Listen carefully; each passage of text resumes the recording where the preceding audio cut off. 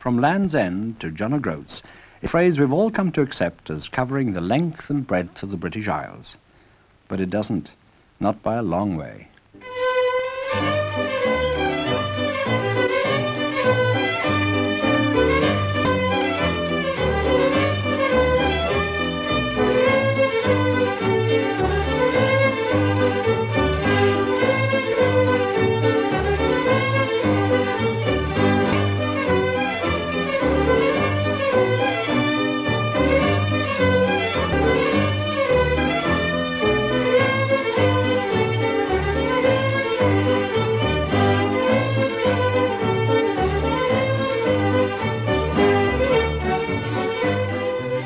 Very few maps have room for the Shetland Islands. Time and again, mapmakers have tucked them into a small box, giving the impression that they're an unimportant landfall just off the northeastern shoulder of Scotland. In days gone by, geographers had some very quaint ideas, and many and varied were the sizes and shapes they gave to the islands. But here they're in their rightful place, and for once the undistorted map shows that Lerwick, the capital, is as near to Bergen in Norway as it is to Aberdeen, and that 100 miles of testing ocean separate the islands from the Scottish mainland.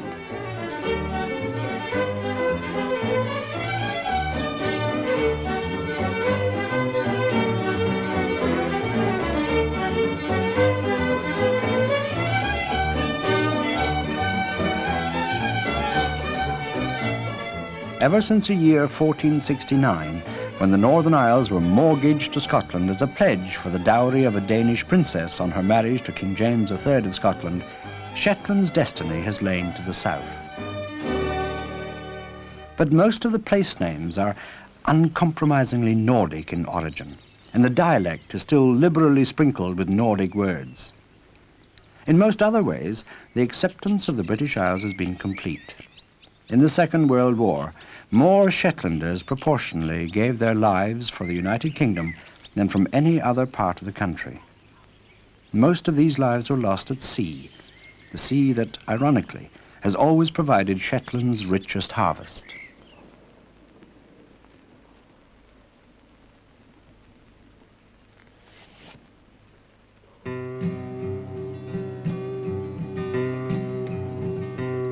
Farewell, merry maidens, to song and to laugh, for the brave lads of Westra are bound to the Half, and we must have labour and hunger and pain ere we dance with the maids of Don Rosnes again.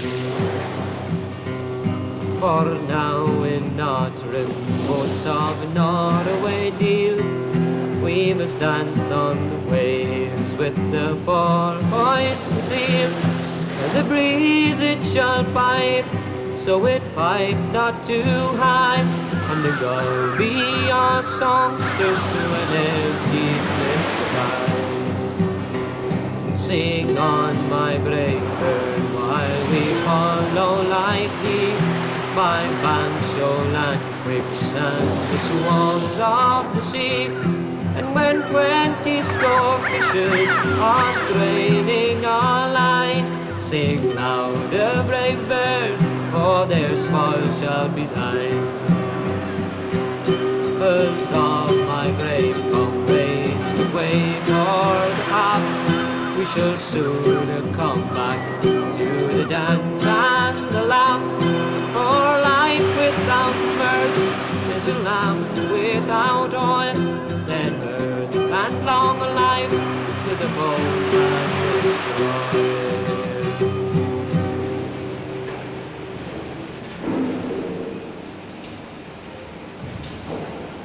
Shetland at one time was the herrinopolis of the world, but now there's practically very little herring left to be caught in the North Sea.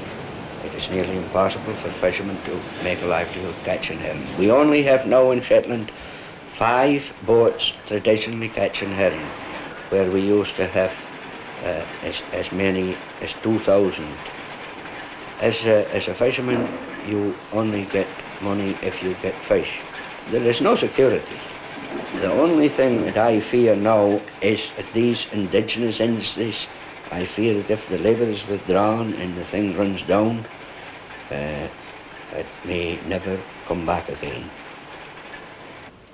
For centuries, while the men have been away at sea or tending the crofts, their wives have supplemented the family income by knitting, developing a very special skill which is now world-renowned.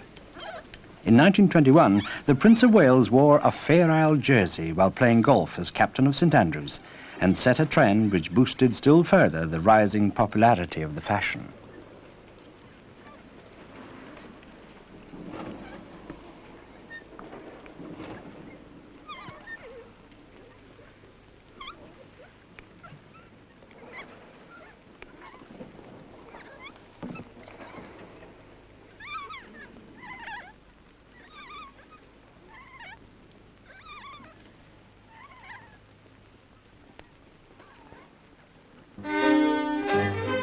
It's typically resourceful of the islanders to have created such a demand for their knitwear. On the bleak, wind-blown slopes where not a single tree grows, the Shetland sheep are the only creatures which seem to thrive, and they represent the only commercially successful farming on the islands.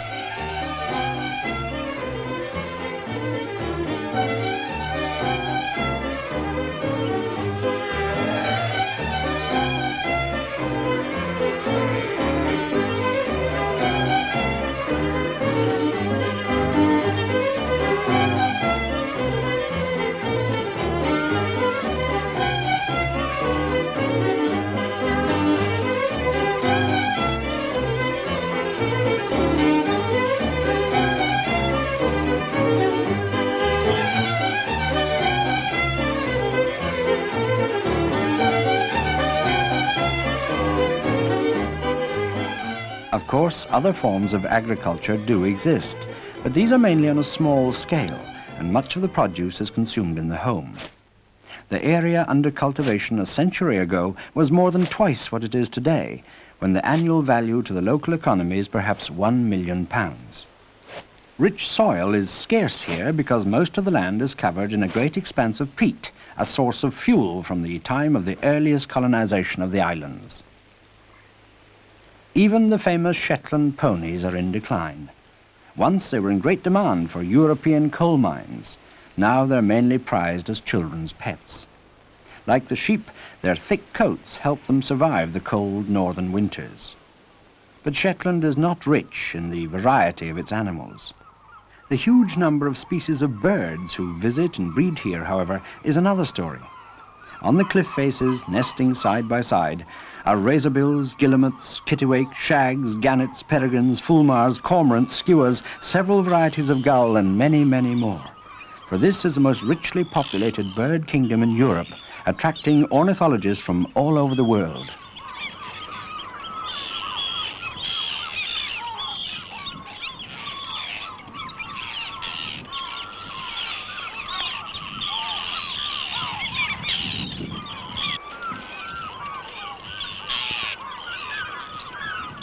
The best known of the Shetland species is probably the puffin. But very recently it had to compete for public attention with an upstart newcomer. It was described as the ornithological event of the century when a pair of snowy owls chose the island of Fetlar as a breeding place in 1967, the first recorded nesting in the wild in Britain. The area around the nest was declared a statutory bird sanctuary, and the RSPB now manage it as the Fetlar Bird Preserve.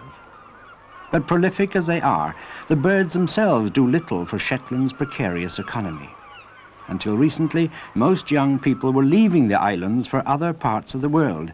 The population had shrunk to half of what it had been 200 years earlier. With the gradual depletion of the ocean's fish stocks, the outlook was grim. Only a miracle would return prosperity to the islands. And ironically, it was Shetland's very remoteness that was to provide the key to its future prosperity.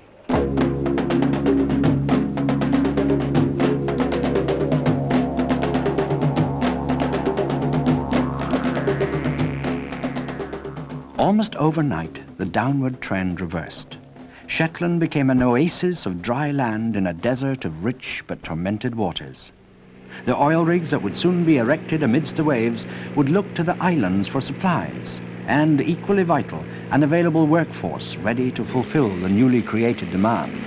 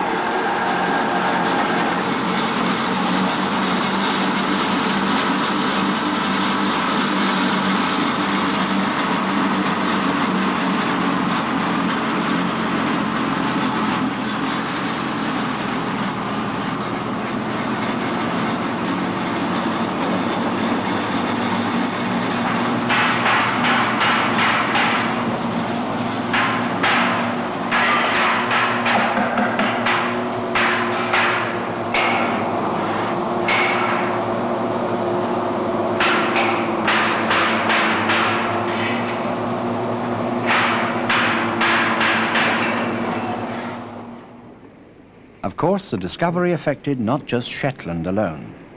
The long, oily tentacles reached out in all directions to various places on the mainland and to Shetland's sister islands, the Orkneys, where on Flotta, work started on the construction of a jetty. 6 mooring dolphins and 2 berthing dolphins would accommodate gas vessels up to 30,000 deadweight tons and crude oil vessels up to 150,000 tons. The jetty was destined to play an important part in the development of the Claymore field.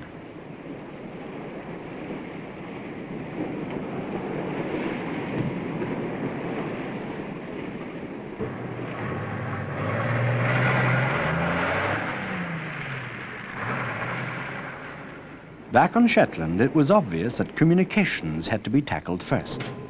The relatively few visitors had never allowed the island to spend a lot of money on modernization. Even the main harbour at Lerwick had no facilities for offloading incoming vehicles other than by lifting them off one by one. To change this situation was an early priority.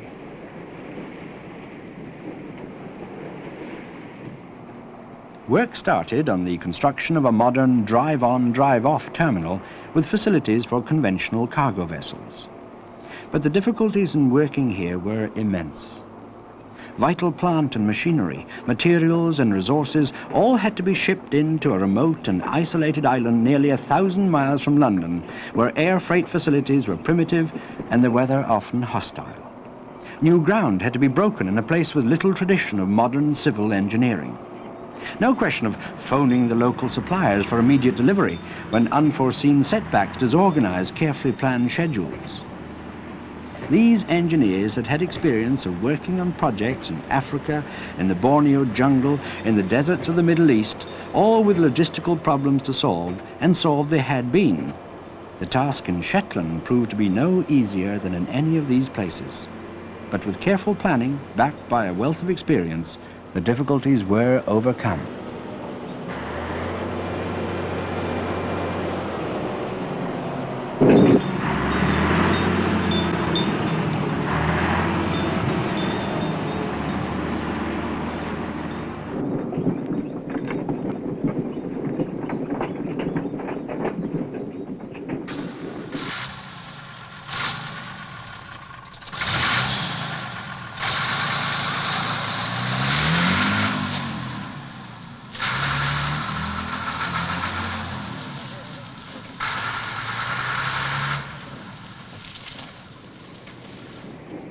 Lerwick is one of the last protected natural harbours in the world. The island of Bressay, 3/4 of a mile away, forms a breakwater 5 miles long. But while there's a fine haven for ships, the same is certainly not true for aircraft. The only area that's level enough for an airstrip is at Sombra, the southernmost tip of the main island. Planes have to negotiate daunting cliffs on the one hand and a steep hill, the fitful head, on the other.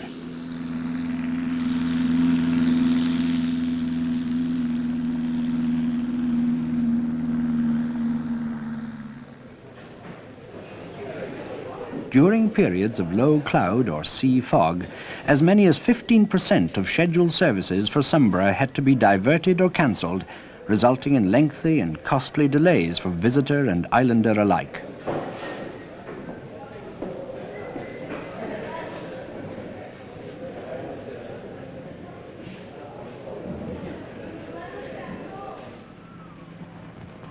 The most urgent need was for a new runway, equipped to bring Sombra up to the Civil Aviation Authority's all-weather category. Again, this was a challenge to all concerned, not least to the builders and engineers who had to battle against appalling winter weather, the short daylight hours and the hair-raising schedules. And suddenly the air was thick with helicopters taxiing men to the rigs. Hangars would be wanted, and fast, to protect the service engineers from the bitter Sombra gales. This hangar was built in only 5 months, while work continued on the runway. The airport is very close to the sea on all sides. It's vulnerable to crosswinds, sea fog and low cloud, a pilot's nightmare. Soon the rock-fill extension each end of the new runway and the specially designed heavy sea defences will form cleared overrun and undershoot areas. With these and other improvements, instrument landing would be possible in Shetland for the first time, and the hazards and uncertainties of maintaining schedules a thing of the past.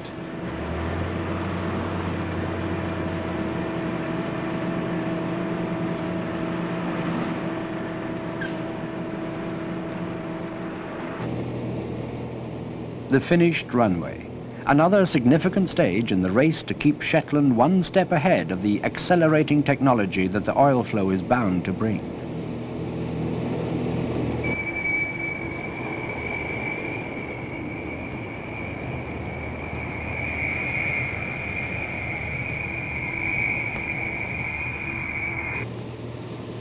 We can see the job now almost finished. At one end of the runway it has been tidied, new grass is being sown. Costain seem to be able to make a very neat job. The roadways which they have made into the airport are now being closed in. In a few weeks I suppose we won't know that they're there. To build anything in these parts demands initiative, to develop techniques and find materials that will defeat the hostile conditions that so often face a developer. But the islands produce a dauntless and dogged breed of men, and the visiting engineers benefited from a tradition of determination and sheer craftsmanship dating back hundreds of years. Here on the island of Musa stands a monument to the skill of its Iron Age builders. Almost intact to this day, it stands 43 feet high. The cavity walls, many feet thick, contain a network of chambers that lead to the top of the tower.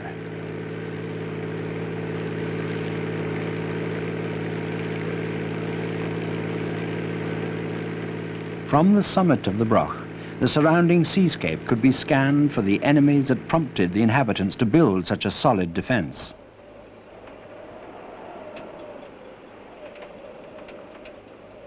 If Celtic invaders were the potential enemy 2,000 years ago, today it's a discovery of oil which could possibly have proved a threat to the landscape. But Shetland was lucky. The oil was only to be found offshore, many miles from these secluded coastlines that provide such a perfect home for the area's bird life. With careful planning and cooperation between the island's authorities and the arriving engineers, this new rich harvest from the sea could be reaped, yet the wildness and beauty of the landscape preserved unspoiled.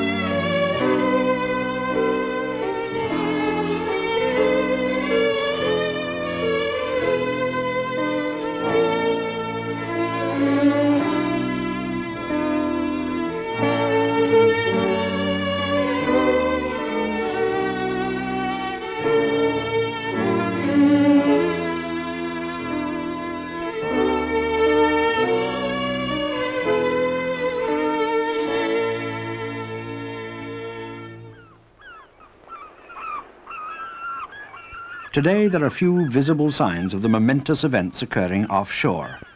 The people are still very much Shetlanders. The towns look much the same. In Lerwick, Britain's first ever pedestrian precinct, Commercial Street, appears happily unchanged. That's to say, until you look in the shops, when it becomes apparent that the goods for sale in this once dwindling community reflect the new prosperity.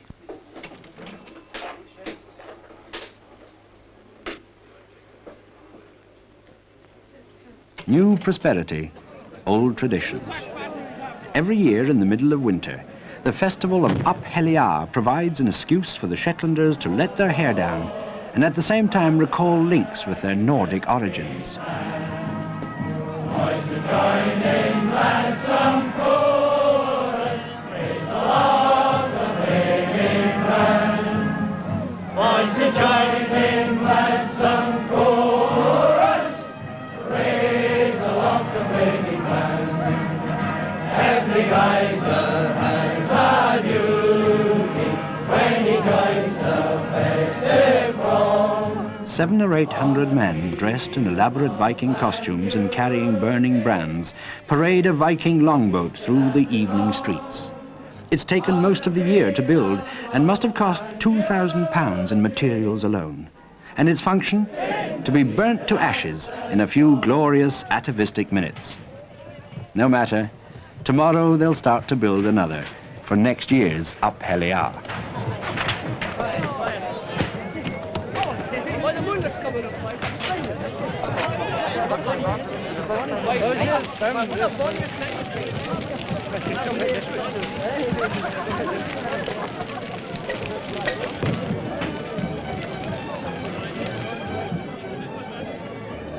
Some would say that Up Heliar is a foolish and extravagant affair.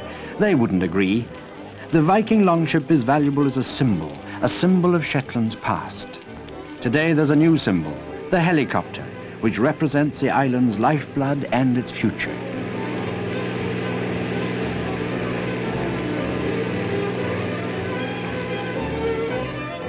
Shetland will always pose a problem to map makers, but in times to come, a map of the British Isles may well look like this.